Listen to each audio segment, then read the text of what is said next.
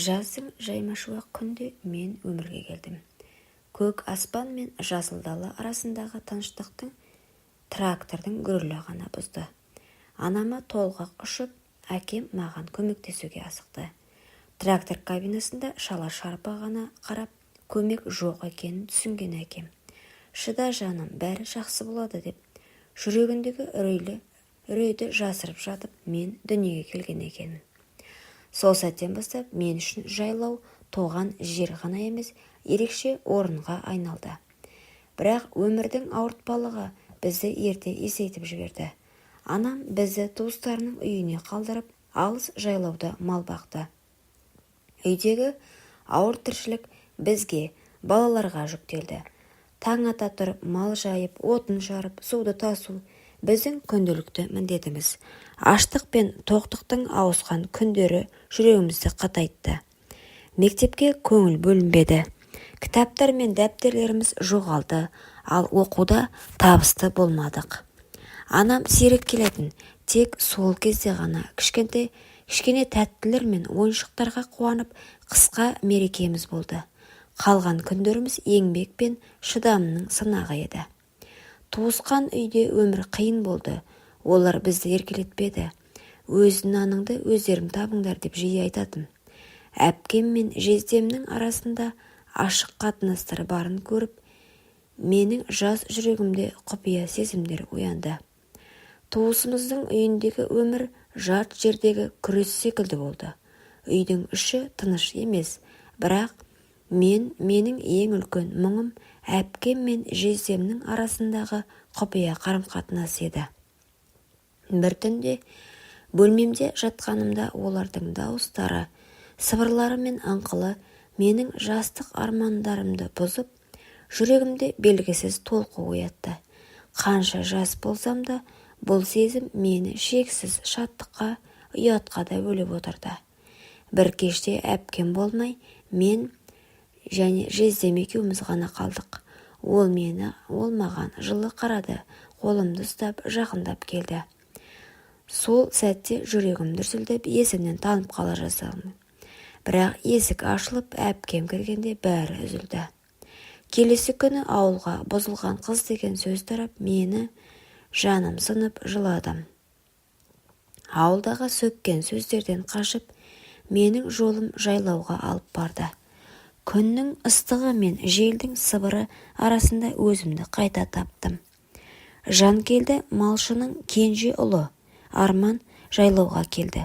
Ол кішкентай болса да, оның қарапайымдылығы мен мейірімділігі жүрегіме жылы сезім ұялатты. Бір күні біз бірге жылқыларды айдап, ат үстінде ұзақ әңгімелестік. Ол менің ішкі мұңымды түсініп қол ұшын созды. Сол түні Арман мені ауылға қайтпай өзінің үйіне алып кетті. Сол сәттен бастап мен жаңа өмірге қадам бастым. Арманмен өткен алғашқы күндерім тыныштық пен үмітке толы еді. Бірақ неке түні бәрі ойлағандай болмады. Шамның әлсіз жарығында ол әлсіз демалып, менің үмітімді ақтамай тез ұйықтап кетті. Жүрегімде орын босап, құмарлықтың оты сөнгендей болды. Күндер өткен сайын менің ішімде толғаныс өсіп, бірақ Арман мені толық қанағаттандыра алмай жатты. Оның шаршағандығы мені терең қайғыға батыратын. Сол бір бос орынды мен өзімше толтыратын біреуді іздей бастадым. Жайлаудағы күндерім жалғасып, менің жүрегім мен денем арасындағы күрес күшейе түсті. Арманның әлсіздігі менің ішкі отымды сөндірмеді, керісінше мені шатастырды. Бір күні атам мені жайлаудың шетінде шақырып жылы сөзбен қарады. Ол маған өмірдің мәні туралы әңгімелеп, жүрегімнің шырағын дұрыс бағыттауға көмектесетінін айтты. Біз жайлауда тұратын болдық. Атамның малы көп. Арман малды жақсы көреді екен. Тойымыз өткен соң жайлауды үйге келдік. Күні бойы үйдемін. Арман малды өзім бағамын, үйде отыр, өзіңе қара дейтін. Бірақ менің көңілім түнгі төсекке толмайтын, ешқандай ләззат алмайтынмын. Күйеуімнің айғыры кішкентай. Атамның жасы 60-та болса да ширақ еді. Ара-тұра атпен жайлауға келіп тұратын. Көктем айы болатын. Жайлауға жеткенше жаңбырдың астында қалыпты. Күйеуім ол күні қалаға кеткен. Атам сол үшін малға қарауға үйге келді. Атам байғұсты азғырғанмен үсті су болып қалған. Атама басында ойым болмады. Папау, ауырып қаласыз ғой деп үстіндегі киімін шешуге көмектесіп, атамның төменгі жағын көріп көзім шалып қалды. Атам өзім шешіп беремін сол киімдерімді деп менен ұялып жатыр. Атамның қақиған айғыры еріксіз өзімді ұстай алмай атамды құшақтап алыппын. Шошып кеткен атам ойбай көтектеп мені итеріп жіберді.